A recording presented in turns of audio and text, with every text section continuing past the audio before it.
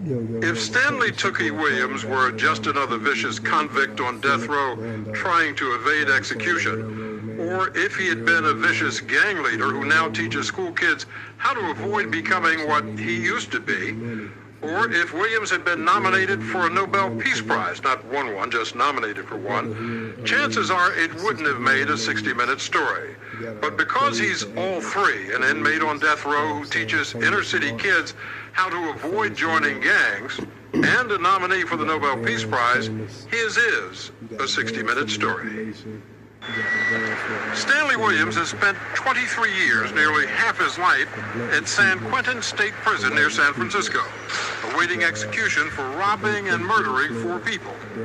Williams says since he's been on death row, he's had time to reflect on the violence and destruction he caused by founding the Crips, the most notorious street gang in America. And 11 years ago, in an effort to redeem himself, he made an appeal to street gangs everywhere to make peace.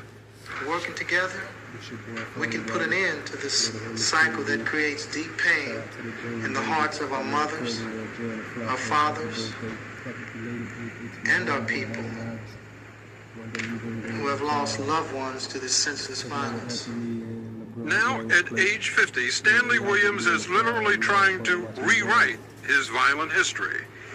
From his 9 by 4 foot prison cell, he has authored 9 books for school children that warn about the perils of gangs and violence, gangs and drugs, gangs and self-esteem, and about the harsh realities of life in prison. And from death row, Williams has been running a one-man multimedia campaign to promote his anti-gang message, which extends from the internet, where he has his own website, to a reverential made-for-TV movie about his life. I used to be the king of the Crips. Look at my kingdom now.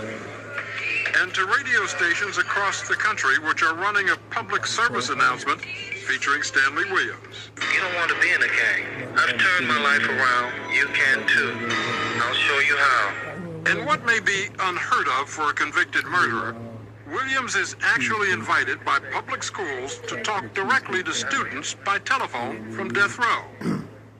We sat in one day recently when Williams used one of the 3 hours of phone time he's allotted per week to call a class at Leadership High School in San Francisco.